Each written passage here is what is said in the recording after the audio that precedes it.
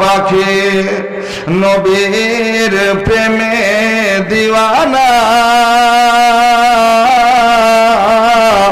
বারে বারে যেতে চায় মন সোনার মদিনা। জোরে বলুন। মনটি আমার ময়না পাখি নবীর প্রেমে দিওয়ানা বারে বারে যেতে চায় মন সোনার মদিনা। সামনে আমার আরব সাগর কেমনে হব পার, আরে পাখির মতন তো আমার ডানার উপর পর, তাই তো ভাবি বরে মন দেখা কি আর হবে না, বারে বারে যেতে চায় মন সোনার মদিনা। আর একটা 500 টাকা চাইছি, সুবহানাল্লাহ, আল্লাহর রাস্তায় আল্লাহর ঘরের জন্য। আরব দেশের তেঁতুল মিষ্টি মিষ্টি খেজুর বেদানা, আরব দেশের তেঁতুল মিষ্টি মিষ্টি খেজুর বেদানা, আবে জমজম কুয়ার পানি খেয়ে দেখা হলো না, তাই তো আমার মনের আশা পূর্ণ হলো না, বারে বারে যেতে চায় মন সোনার মদিনা।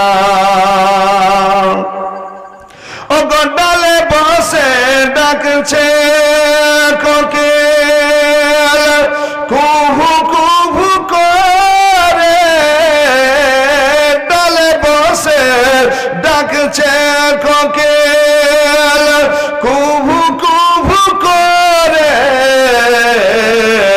বুলবুল পাখি গুল বাগিচায় ডাকছে বসে ভোরে, লা ইলাহা ইল্লাল্লাহ তাদের প্রিয় গান,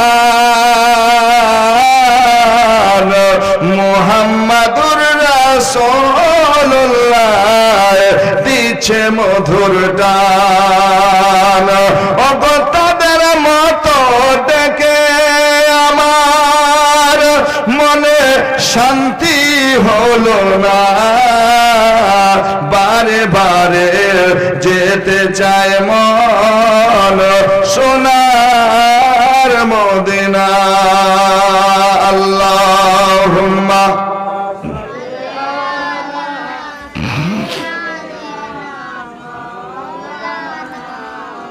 মুহাম্মাদ ওয়া আলা আলিহি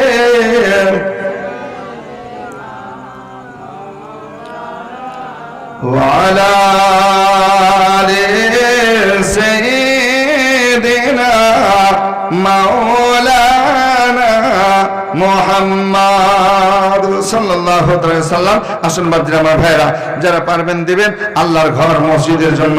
খাস করে আমি দোয়া করে যাব, 100 200 500 1000 যে যেমন পারবেন দেন, আল্লাহর কাছে দোয়া করব আল্লাহ আপনাকে দেওয়ার ক্ষমতা দেখ। সকল বলুন আল্লাহুম্মা আমিন আল্লাহুম্মা আমিন। আসুন ইমাম হোসেন রাদিয়াল্লাহু তাআলা আনহু বড় একাই হয়ে গেছেন, ভাইকে দাফন করে বাড়ির মধ্যে আছেন, চিন্তায় চিন্তিত আজকে কি করলে ভালো হয়। এর মধ্যে বারবার চিঠি আসে, পত্র আসে। ইমাম হোসেন রাদিয়াল্লাহু তাআলা আনহু আজকে একাই না ডিসিশন নিয়ে কি করলেন, সেই সময়ের সাহাবাদেরকে ডাকলেন, নবীর আশিকদেরকে ডাকলেন, কি করলে ভালো হয় পরামর্শ নেওয়ার জন্য। সাহাবারা আসলেন, আসার পর বলছেন হোসাইন ওই ইরাক দেশের কারবালায় তোমাকে যেতে দেব না। জোরে বলুন সুবহানাল্লাহ। কেন? এই জন্য যেতে দেব না, ইরাক দেশের কারবালার মানুষ কিন্তু ভালো নয়, মুনাফিক টাইপের। এখন চিঠি দিয়ে ডাকছে, বারবার ডাকছে, আর যখন তুমি যাবে হয়তো উল্টা কাজ হতে পারে। এই জন্য আমাদের পক্ষ থেকে তোমাকে যেতে দেব না। ইমাম হোসাইন রাদিয়াল্লাহু তাআলা আনহু সবসময় আখিরাতকে চিন্তা করতেন। জোরে বলুন সুবহানাল্লাহ। তিনি বলছেন, ভাই এতগুলো চিঠি আর আমি যদি না যাই তাহলে সেই কিয়ামতের কঠিন দিনে এরা যদি বলে যে আল্লাহ গো, আমরা তো হোসাইনকে বারবার চিঠি দিয়ে ডেকেছি, আমাদের কাছে আসুন, আমাদের শিক্ষা দেন, আমাদের ইমাম হয়ে যান, বারবার এই কথা বলেছি, তারপরও আসেনি, তাহলে সেই দিন কিয়ামতে আমি ধরা পড়ে যাব না? এই জন্য একটু বলি, আমাকে যাওয়ার অনুমতি দেন আপনারা। সবাই বলছে না, কোন মতই আসে দেওয়ানা সাহাবারা কোনো মতই দিতে চাইলেন না। হোসাইন আমরা আগের খবর জানি, ইরাক দেশের কুফা মানুষের দেশে, আপনার কুফা দেশের মানুষেরা আজকে ভালো না, মানুষকে ধোঁকা দেয়। এই জন্য হোসাইন যেতে দেব না, যাওয়াটা ঠিক হবে না। হোসাইন রাদিয়াল্লাহু তাআলা আনহু আবার কি করলেন? সাহাবাদেরকে এক জায়গায় করলেন, ভাই এটা মানুষ তো কম হলো, এবার বেশি মানুষ নিয়ে একবার বসা যাক। বেশি মানুষ নিয়ে একবার বসলেন, কি করলে ভালো হয়? সবাই আবার আগের মতো একই মত দিতে আরম্ভ করেছে। তবু হোসেন বলছেন, শোনো গো, যদি আমি না যাই তবে আমি কিয়ামতের কাঠগড়ায় দাঁড় হয়ে যাব। কি করলে ভালো হয় একটু পরামর্শ দাও। সবাই জানে একমত হলেন, সবাই একমত হয়ে বলছেন, হোসাইন প্রথমে তোমাকে যেতে দেব না। হোসেন বলছে, কি করবে একবার বলো। হোসেন পাকের কথা শোনা, সেই জামানার বড় মানুষগুলো বলছিল, শোনো আজকে ইমামে মুসলিমকে পাঠানো হবে, ইমাম মুসলিম প্রথমে যাবে। আজকে ইরাক দেশের আপনার ইরাক দেশের কুফা যাবে, মানুষের সঙ্গে একটু মিলামেশা করবে, মানুষের পক্ষতে আপনার যাবে, মানুষ কেমন আচরণ করবে, কি ব্যবহার করবে, ইমাম মুসলিমকে পাঠানো হবে। আজকে তোমার চাচাতো ভাই সে যাবে, আজকে ভালো মন্দটা বুঝবে, সে যদি আমাদেরকে আসতে বলে তবে যাবে, আর যদি সে নিষেধ করে আর যাওয়া হবে না। ইমাম মুসলিম কোথায় আছে? ডাকো।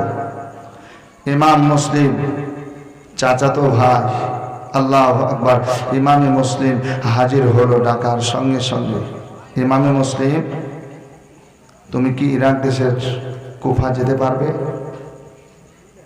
ইমামে মুসলিম রাদিয়াল্লাহু তাআলা আনহু বলেন যে হোসাইনে পাক যদি আমাকে অনুমতি দেয়, যাওয়ার হুকুম করে, আমি অবশ্যই যাব। জোরে বলুন সুবহানাল্লাহ।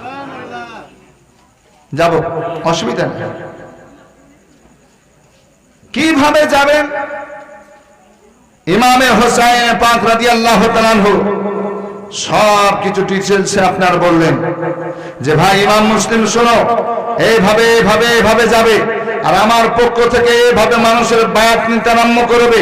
যদি দেখবে যে মানুষ আজকে সুন্দরভাবে আমার পক্ষের বায়াতটা নিতে, সুন্দরভাবে তোমার সঙ্গে সৎ ব্যবহার করছে, তোমার সঙ্গে মহব্বতের সঙ্গে পেশ হচ্ছে, তাহলে ইমামে মুসলিম শোনো, তুমি কি করবে?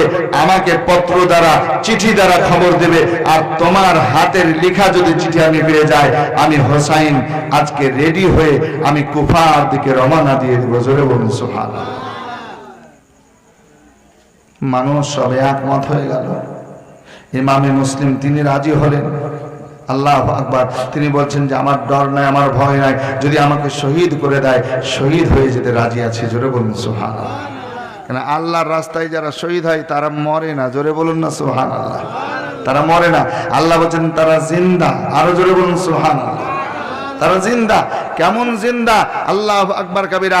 3 মুজাহিদ আল্লাহু আকবার, আল্লাহর ওয়াহদানিয়তের উপর, আল্লাহকে এক ওয়াহদাহু লা শারীকা লাহর পক্ষ থেকে আপনারা লড়তেছেন, আল্লাহু আকবার কবিরা। আজকে 3 ভাইকে আপনার বাদশা জালিম গ্রেফতার করেছে। ইসলাম ত্যাগ করো, ইসলাম ছেড়ে দাও, ইসলাম ত্যাগ করো, ইসলাম ছেড়ে দাও। কিন্তু 3 মুজাহিদ, এই 3 ভাই বলছে না, ঈমান দিতে পারবো না, জান দিয়ে দিব। জোরে বলুন সুবহানাল্লাহ। জান দিয়ে দেব কিন্তু ঈমান দেব না। বাদশা বলছে দেবে না, ঈমান ছাড়বে না, বলে না জান দেওয়াই পেয়ারা, বলে হ্যাঁ জান দিয়ে দিব, পেয়ারা আমার জান দেওয়া। কি করলো ওই বাদশা? তাদের সম্মুখে একটা বড় তাওয়াতে আপনার তেল চাপিয়ে দিল, তেলে আগুন জ্বালানো হলো, দাও দাও করে আগুন জ্বলছে, তেল টকবক টকবক করে ফুলছে। বলছে ঈমান ছাড়বে না ছাড়বে না, ইসলাম ছাড়বে না ছাড়বে না, কালেমা ছাড়বে না ছাড়বে না। সব 3 ভাই একই মতে একই বাক্যে বলতেছেন, আমরা জান দিয়ে দিব, এ তেলে পুড়ে যাব, শেষ হয়ে যাব, কিন্তু আমরা ঈমান দেব না। জোরে বলুন। সবচেয়ে যেটা বড়, সবাই ধরে তেলের মধ্যে ফেলে দিল, 1-8 মিনিটের মধ্যে শেষ হয়ে গেল। মেজোটাকে বলছে কি বলছো বলো, তুমি কি ছাড়বে না কি করবে? তোমাকেও তেলের মধ্যে দিবে। বলছে না, ছেড়ে দাও আমাকে তেলের মধ্যে, আমি রাজি আছি। জোরে বলুন, আমি রাজি আছি। তাকেও ছাড়া হলো। ছোটটাকে বলছে তুমি কি করবে? বলে আমিও ভাইয়ের সঙ্গে চলে যাব। জোরে বলুন সুবহানাল্লাহ। কিন্তু কি করলো? একজন বাদশাকে বলছেন যে আমাকে একটু সময় দেন, এই ছেলেটাকে বেঈমান করতে আমার বেশি সময় লাগবে না, আমাকে একটু সময় দেন।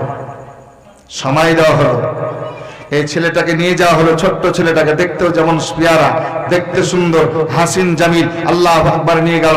আর নিয়ে যাওয়ার পর আজকে তার মেয়েকে বলছে শোনো, আমি এই ছেলেকে এনেছি একে বেঈমান বানার জন্য, তোমার যত রকমের ছল চাতুরি আছে তুমি আজকে চালিয়ে একে বেঈমান বানাও। ঘরের মধ্যে দিয়েছেন। আল্লাহু আকবার। এই ছেলেটা আল্লাহর ইবাদতে মগ্ন হয়ে আছে। জোরে বলুন সুবহানাল্লাহ। আল্লাহর ইবাদতে মগ্ন হয়ে আছেন। আর এই মেয়েটি অনেক ভাবে আপনার তাকে কুমন্তব্য, আপনার কুমন্ত্রণা দিতেছে, কিন্তু কোনো মতই নাই, এক আল্লাহর ইবাদতে মশগুল হয়ে আছে। জোরে বলুন সুবহানাল্লাহ। নবীর প্রেমে দুরুদ ও সালাম পড়তে আছে। 1 রাত 2 রাত এইভাবে 40টা রাত অতিবাহিত হলো, কিন্তু এই ছেলে পরিবর্তন হলো না, এক আল্লাহর ইবাদত করতে রাজি আছে। জোরে বলুন সুবহানাল্লাহ। মেয়েটি তখন বুঝলো যে না না, আমার দ্বারা সম্ভব না। শেষ পর্যন্ত আজকে কি হলো, 40 দিন পূর্ণ হওয়ার পর ওই মেয়েটি বলতেছেন, ওগো আল্লাহর বান্দা, ওগো আল্লাহর পেয়ারা বান্দা, ওগো নবীর পেয়ারা উম্মত, শোনো শোনো, আমিও কালেমা পড়বো, আমিও মুসলমান হব, আমিও ইবাদত করব, এক আল্লাহকে আমিও ভয় করব, আমি তোমার সঙ্গে যেতে চাই, কালেমা পড়তে চাই। এই মেয়ে আপনার কি করলো, গোসল করে কাপড় পরিবর্তন করে আজকে সুন্দরভাবে সাজগোজ করে ওই মুজাহিদের সঙ্গে চলে যাচ্ছেন। জোরে বলুন সুবহানাল্লাহ। মুজাহিদের সঙ্গে রাত্রিতে পালিয়ে যাচ্ছেন ঘর থেকে, 2টা ঘোড়া নিয়েছেন বাড়ি থেকে, চলে যাচ্ছেন সুবহানাল্লাহ। আর পিছন থেকে আবার ঘোড়ার আওয়াজ আছে, খাটমাট খাটমাট করে শব্দ আসছে। এই মেয়ে ভয় করছে যে পিছন থেকে হয়তো আব্বা জেনে নিয়েছে, বাদশার মানুষ জেনে নিয়েছে, হয়তো আমাদের পিছা করছে। কিন্তু কি হলো, এ বাপজির, আমার ভাইয়ের, আমার বাবারা, এই মুজাহিদ যে 2টো ভাই তেলের মধ্যে ফেলা হয়েছে, তারা শহীদ হয়ে গেছে, তারাই 2 ভাই হাজির হয়ে গেছে। জোরে বলুন সুবহানাল্লাহ। বলে ভাই তোমরা কেমন করে আসলে? বলে তোমরা আজকে এভাবে একজন নারীকে নিয়ে যাবে, এটা আমরা ভাই ভাই হয়ে চাই না, আমি চাই যে তোমাদের বিবাহ দিয়ে দিব। জোরে বলুন সুবহানাল্লাহ। শাহাদাতের জাম পান করে ভাইয়ের বিয়ে দিতে আসতে পারেন। জোরে বলুন, এটা কি শহীদ বলে বাবা? তো যারা আল্লাহকে ভয় করে নিয়েছেন, আল্লাহকে ভয় করেছেন, আল্লাহু আকবার কাবীরা, তারা আল্লাহকে পেয়ে গেছেন, তারা জান্নাতের মালিক হয়ে গেছেন। জোরে বলুন সুবহানাল্লাহ। আসুন বাপজিরা, আমার ভাইয়েরা, তো ইমামে মুসলিম বলছেন, ওগো হোসেন পাক, আমি ডরবো না, আমি ভয় করব না, আমি যাব। এবার যখন যাচ্ছেন সুবহানাল্লাহ, তো 2 ছেলে, এরাও আপনার 8 বছরের 9 বছরের ছেলে বা 8-12 বছরের ছেলে, এরা বলছে আব্বা আমিও যাব। ও বলছে আমিও যাব। মানুষজন বলল যে মুসলিম, এক কাজ করো, ছেলে দুটোকে নিয়ে যাও। বাপ ছেলে একসঙ্গে থাকবে ভালো, কারণ এদের মা নাই, যাও নিয়ে যাও। ইমামে মুসলিম রাদিয়াল্লাহু তাআলা আনহু এবার নিজের ছেলে দুটোকে নিয়ে যাওয়ার জন্য রেডি হয়ে গেলেন। আল্লাহু আকবার কাবীরা। আসুন বাপজিরা আমার ভাইয়েরা গো, মদিনা থেকে জিয়ারতের কাজ সমাপ্ত করে ইমামে মুসলিম রাদিয়াল্লাহু তাআলা এবার সামান বেঁধে চলতে আরম্ভ করলেন। সামান নিয়ে চলছেন, দুই ছেলেকে নিয়ে চলছেন। মুহাম্মদ আর ইব্রাহিম দুই ছেলেকে নিয়ে চলতে আরম্ভ করেছিল। আল্লাহ আল্লাহ, এবার যেতে যেতে যেতে যেতে আজকে মদিনা থেকে কুফা শহরের দিকে চলতে আরম্ভ করেছেন। মানুষ আগে থেকে তাকিয়ে আছেন হোসাইন যখন আসবেন তার হাতে হাত দিয়ে আমরা মুরিদ হব, বায়াত গ্রহণ করবো, এটাই ইচ্ছা ছিল ইমাম হোসেনকে মানব। কিন্তু ভাবছি আমার ভাইয়েরা গো, আশায় আশায় থেকে থেকে তারা আপনার মহব্বত করতে আছেন। ইতিমধ্যে ইমামে মুসলিম রাদিয়াল্লাহু তাআলা দুই ছোট্ট ছোট্ট 8-12 বছরের দুই ছেলেকে নিয়ে আজকে কুফা শহর আপনার ইরাক দেশ পৌঁছে গেল। ইরাক দেশের কুফায় যাওয়ার পর হাজির হয়ে গেল। আর যখন ইরাক দেশের কুফায় হাজির হয়েছেন, আজকে তিনি চিঠি দেখালেন ইমাম হোসেন পাক রাদিয়াল্লাহু তাআলা। আর উনি বললেন, শুনো গো, তোমরা যে আজকে ইরাক দেশের মানুষ চিঠি দিয়েছো হোসেন পাক বারবার কাছে ডাকতেছ, নিকটে ডাকতেছ, ইমাম হোসেনের পক্ষ থেকে আমি বায়াত নিতে এসেছে। মানুষকে তারই মুরিদ করব, তারই নামে মুরিদ করার জন্য এসেছে। আল্লাহু আকবার কাবীরা। ইমামে মুসলিমকে দেখে, আজকে ইমাম হোসেনের খানদানের মানুষকে দেখে, বংশের মানুষকে দেখে কুফার মানুষ মহব্বতে নারা দিতে আরম্ভ করলো। নারা দিয়ে মহব্বতের সঙ্গে নিয়ে গেল। আর নিয়ে যাওয়ার পর ইমামে মুসলিম রাদিয়াল্লাহু তাআলা সুন্দর বসা থাকার জায়গা করে দিলেন। আল্লাহু আকবার কাবীরা। ইমাম মুসলিম, তুমি এই জায়গায় থাকবে, তোমার অসুবিধা হবে না। তোমার কাছে দল দল দল ভাবে মানুষ আসতে থাকবে। ইমামে মুসলিম রাদিয়াল্লাহু তাআলা আনহু দেখতেছেন ব্রাদার, প্রথম দিন যেদিন ইমাম হোসেনের পক্ষ থেকে কি করলেন, বায়াত নিতে আরম্ভ করলেন, বায়াত মুরিদ হতে আরম্ভ করলেন।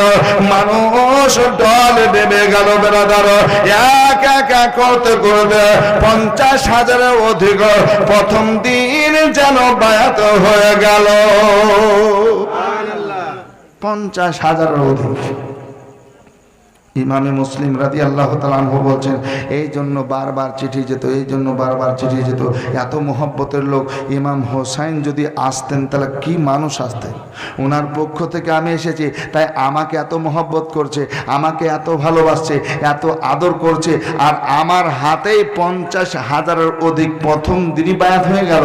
তাহলে ইমাম হোসাইন নবীর নাতি, নবীর নামাসা যদি আসে তাহলে কত মহব্বত করবে, কত মানুষের ভিড় জমবে। তাই তিনি কি করলেন, সঙ্গে সঙ্গে এতগুলো মানুষকে বায়াত করার পর একটু সুযোগ পেয়েছেন, এমন সময় চিঠি লিখতে আরম্ভ করেছেন। আর চিঠি লিখে, পত্র লিখে ইমাম হোসেনকে বলতেছেন, ওগো হোসেনে পাক, আপনি যত তাড়াতাড়ি পারবেন মদিনা থেকে ইরাক দেশের এই কারবালা কুফায় চলে আসুন, কুফায় চলে আসুন। চিঠি লিখে দিলেন,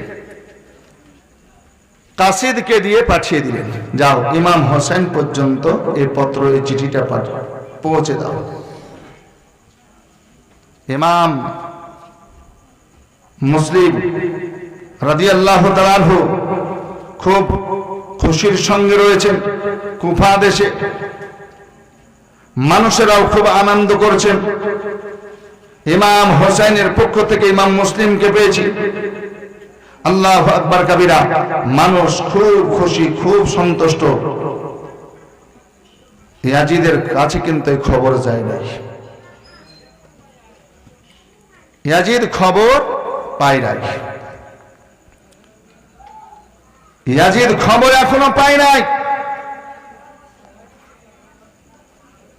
ওই কুফার যিনি গভর্নমেন্ট ছিলেন, নবীর আশিক দিওয়ানা ছিলেন নোমান, উনিও কিছু বলেন না যে নবী ঘরের ফুল। জোরে বলুন সুবহানাল্লাহ। আমি কি বলবো, ইনার তো ভালো মানুষ, ইনাদেরকে বাধা দেব না, উনি বাধা দেন নাই। আল্লাহু আকবার। ইবনে জিয়াদ দেখলো কাজ তো খারাপ, ইয়াজিদকে খবর দিয়ে দিল, ওগো ইয়াজিদ, ইমাম হোসাইনের পক্ষ থেকে ইমাম মুসলিম এসে গেছে, আর ইমাম মুসলিমের হাতে সবাই বায়াত হতে আরম্ভ হচ্ছে, তোমাকে ছাড়তে আরম্ভ করেছে, তোমাকে কেউ মানবে না, তোমাকে আর কেউ গ্রহণ করবে না। এরপরে যখন ইমাম হোসাইন চলে আসবে, তোমার গদি চলে যাবে, তোমার সিংহাসন চলে যাবে, তোমার বাদশাহী চলে যাবে। ইয়াজিদও দেখলো তো কাজ খারাপ, কি করলে ভালো হয়? ইবনে জিয়াদকে বলছে তুমি চলে যাও, তুমি যে আওয়ার পর সেখানে তুমি হ্যান্ডেলিং করো, যাও। ইবনে জিয়াদ বলছে আমি কিভাবে যাব? বড় চালাকির সঙ্গে আমাকে যেতে হবে। মক্কর আদমি ছিলেন, এই চিন্তা করলো কোন সময়ে যদি আমি কুফা প্রবেশ করব, কোন সময় যেটা মানুষ বুঝতে পারবে না।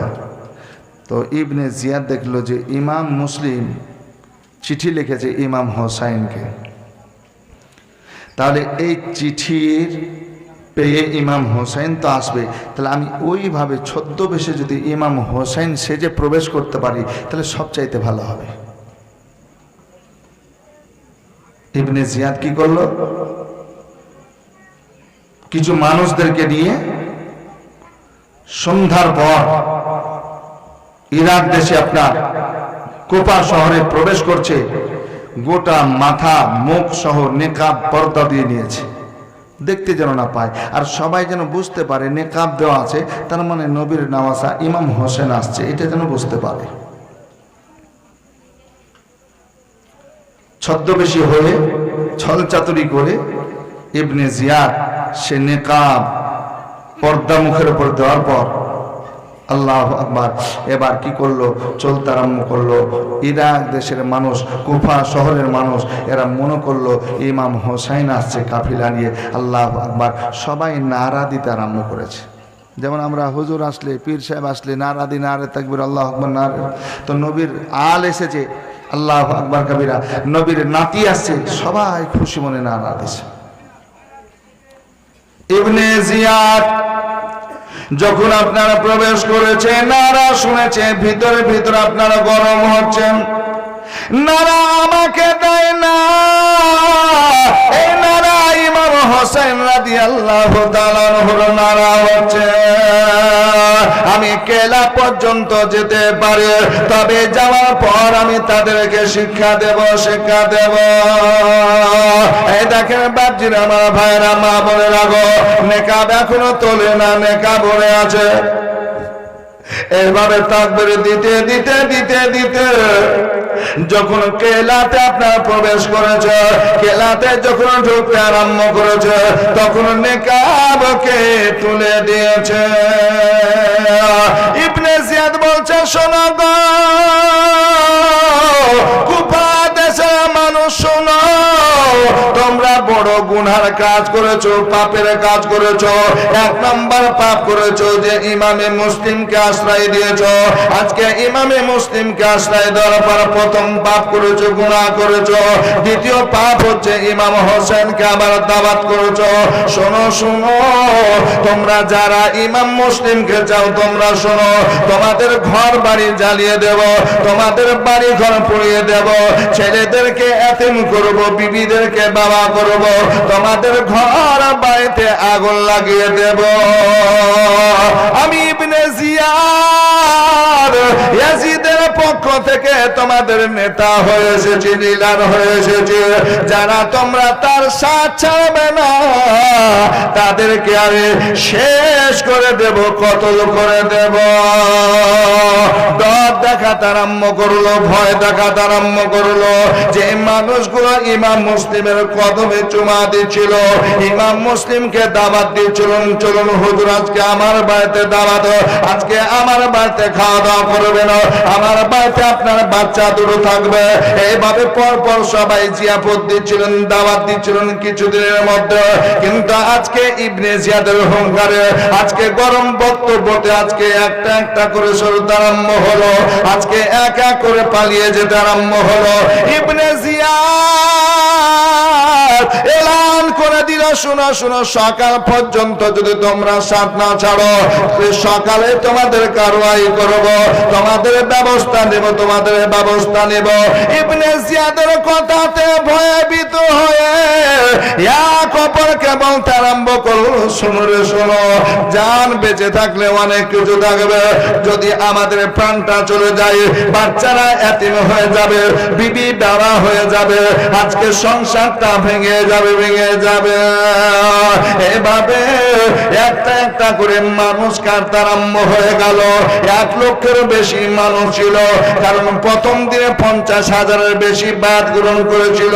এই মানুষগুলো কাটতে কাটতে কাটতে কাটতে ইমামে মুসলিম রাদিয়াল্লাহু তাআলা আনহু তিনি তিনার জামাতের দিকে তাকিয়ে দেখছেন, কেউ নাই, কেউ নাই, তিনি একাই যেন ছেলে দুটো নিয়ে রয়েছে। ইস, কি কষ্টের কথা বলেন তো। এতক্ষণ মানুষ কত মহব্বত করছিল, কত ভালোবাসছিল, আদর করে দাওয়াত জিয়াফত করছিল যে হুজুর কালকে আমার বাড়িতে খাওয়া দাওয়া করবেন, হুজুর কালকে আমার বাড়িতে, ও বলছে আমার বাড়িতে, ও বলছে আমার বাড়িতে। বাচ্চা দুটো আপনার ছোট ছোট, কত সুন্দর, চেহারাতে নূর চমকাছে, মোহাম্মদ আর ইব্রাহিম। হুজুর এই ছেলে দুটোকে আমি নিয়ে যাব, আমার বাড়িতে খাওয়া দাওয়া করবে, তাদেরকে আমি পোশাক দেবো, ইত্যাদি ইত্যাদি। কত মহব্বত, আদর করে চুমা খাচ্ছিল। সেই মানুষগুলো কাটতে কাটতে সব সরতে সরতে সবাই চলে গেল, কারণ ইবনে জিয়াদের ডরে, ভয়ে, ইয়াজিদের ভয়ে যে আমাদের শেষ করে দিবে, হত্যা করবে, জবাই করবে, বাচ্চাদেরকে শেষ করে দিবে, বাড়ি ঘর আগুন লাগিয়ে দেবে। না না, আমাদেরকে বেঁচে থাকতে হবে। এই দুনিয়ার মায়াতে পড়ে তারা আস্তে আস্তে আস্তে আস্তে সব চলে গেল। ইমাম মুসলিম রাদিয়াল্লাহু তাআলা আনহু তিনি বড় বিপদের মধ্যে আছেন যে আল্লাহ আমি কি করি।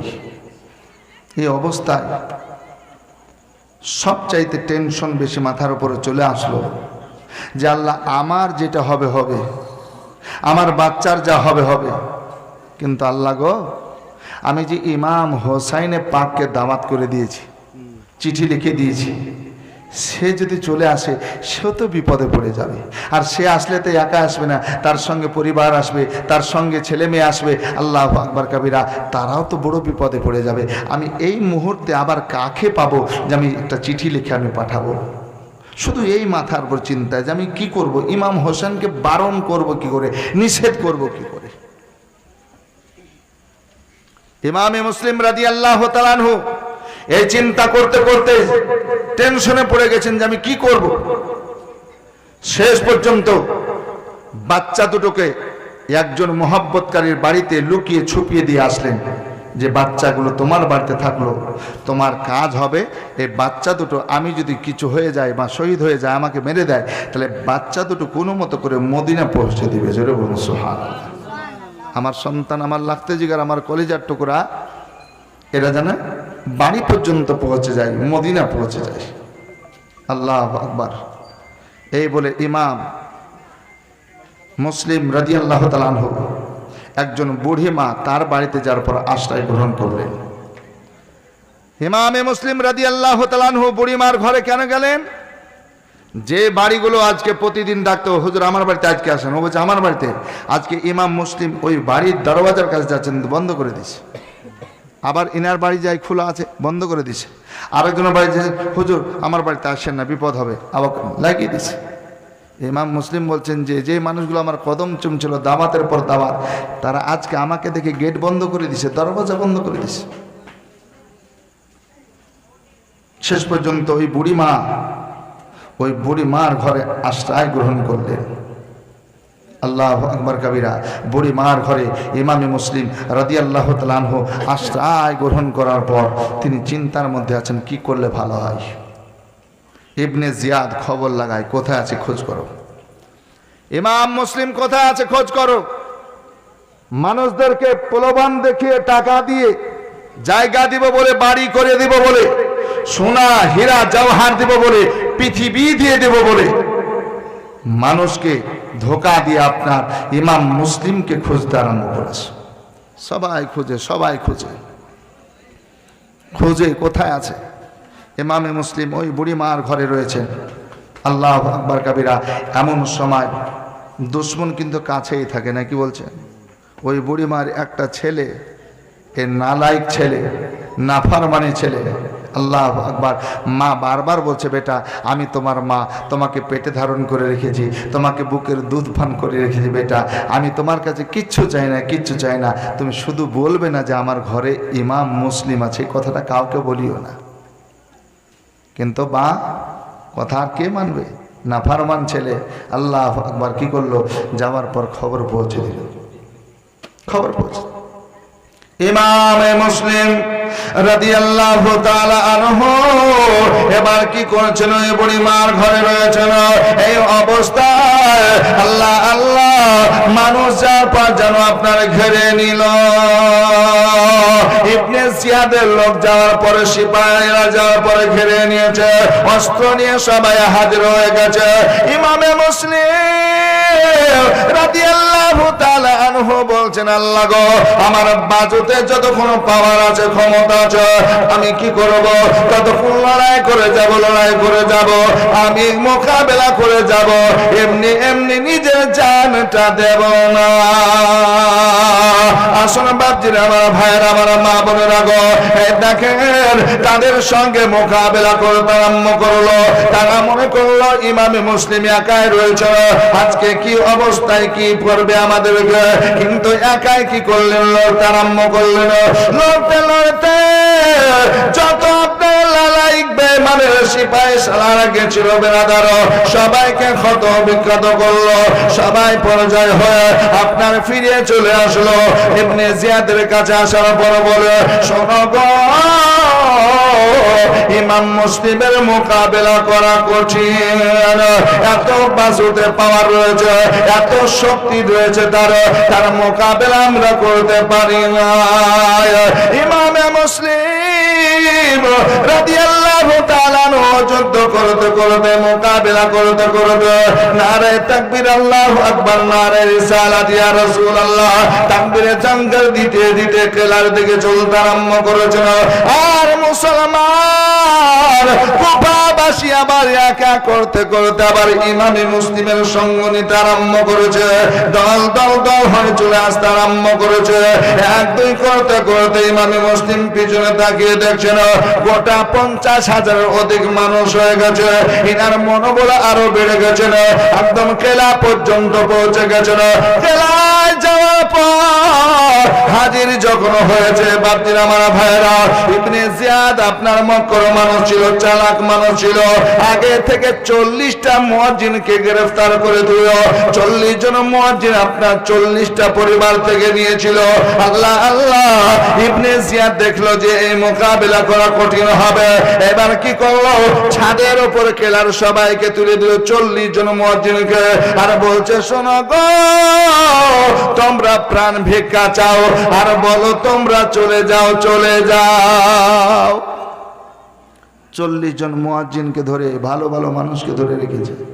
প্রত্যেকটা পরিবার থেকে একটা একটা করে কাজে ব্যবহার করব। ইবনে জিয়াদ চালাকি করে এটাকে গ্রেফতার করেছিল।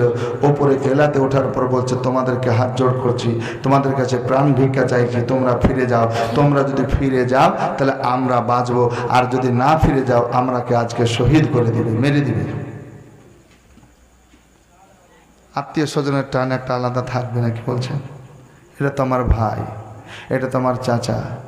মানুষ একটা চলে গেল, দুটো গেল, 5টা গেল, 10টা গেল, আবার যেতে আরম্ভ হলো। এভাবে যেতে যেতে যেতে যেতে আবার ইমাম মুসলিম দেখছেন সব শূন্য, সব ফাঁকা, সব চলে গেছে। ইমামে মুসলিম রাদিয়াল্লাহু তাআলা আনহু তিনি চিন্তায় পড়লেন, আল্লাহ, আমি তো বড় একাই হয়ে গেলাম, কি করা যায়? আর সব সময় ওই চিন্তাটাই মাথায়, ইমাম হোসাইনের কি হবে? উনি যদি চলে আসে, কাকে দিয়ে আমি খবর পৌঁছাবো?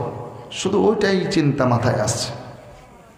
ইমামে মুসলিম রাদিয়াল্লাহু তাআলা আনহু আবার কিছুক্ষণের জন্য আপনার গা ঢাকা দিলেন, কি করা যায় চিন্তা করছেন। আবার ইবনে জিয়াদ বলছেন, এবার তালাশ করো, খোঁজ করো। তালাশ করছে, খোঁজ করছে। ইমামে মুসলিম রাদিয়াল্লাহু তাআলা আনহু ওই টেনশনে আছেন, ওই টেনশনে কিতাবের মধ্যে লিখছেন যে ওই বিশাল টেনশনের মধ্যে আছে। একবার ভিতরে যাচ্ছেন ঘরের, একবার বেরিয়ে আসছেন, একবার ভিতরে যাচ্ছেন, বাইরে আসছেন।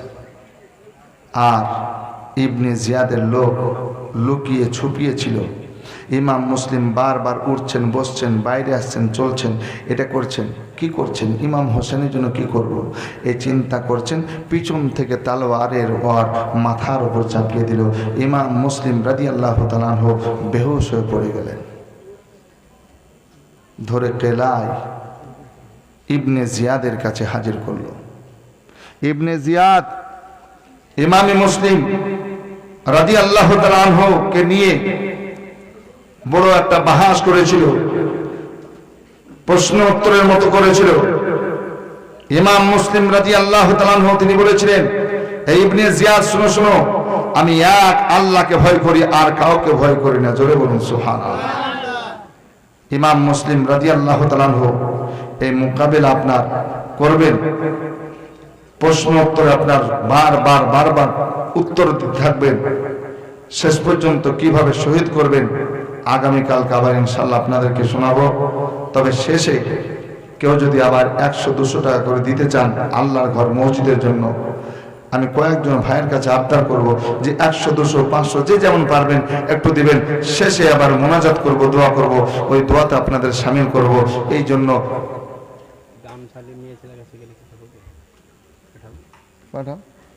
একটা গজল পড়তে পড়তে চতুর হয়। তা যে যেমন পারবেন একটু আপনারা দেবেন আল্লাহর ঘরের জন্য। একবার দরুদ শরীফ পড়ুন। আর দেখেন তালবিলিমেরা যাচ্ছে গামছা নিয়ে, যদি মা বোনেরা 10-20 করে দেন তো দিবেন, ইনশাআল্লাহ দোয়া করব, দোয়াতে শামিল করব। তবে 100-200 যারা দিবেন একটু আমার হাতে একটু দিবেন, একটু খাস করে দোয়া করবো। একবার দরুদ শরীফ পড়ুন। আল্লাহুম্মা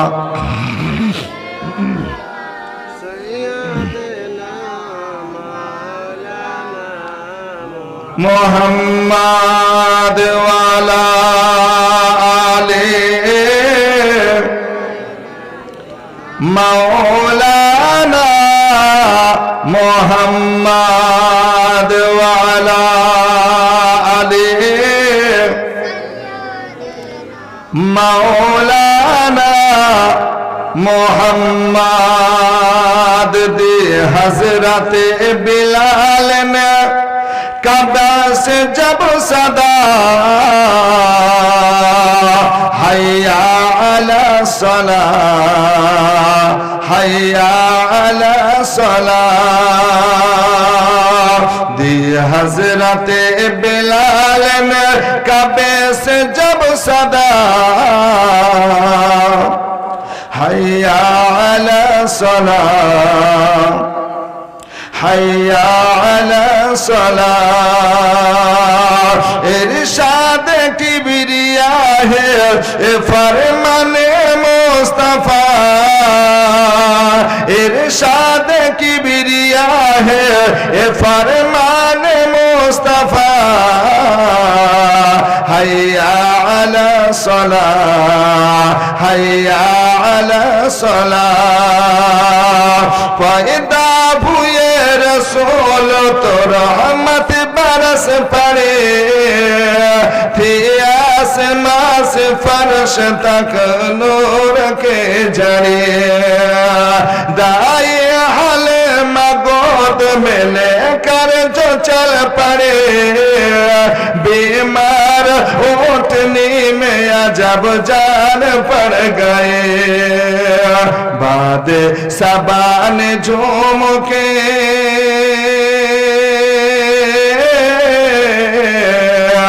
बाद सबान झूम के कानों में यूं कहा हय्या अला सलाह हय्या अला सलाह अर्शे बारी पे रब ने बुलाया हुजूर को जिब्रील आए और जगाया हुजूर को हक की रजा का जाम पिलाया हुजूर को हक की रजा का जाम पिलाया हुजूर को चल चलने लगे तो रब ने बताया हुजूर को, चलने लगे तो रब ने बताया हुजूर को, उम्मत से जाके कहना,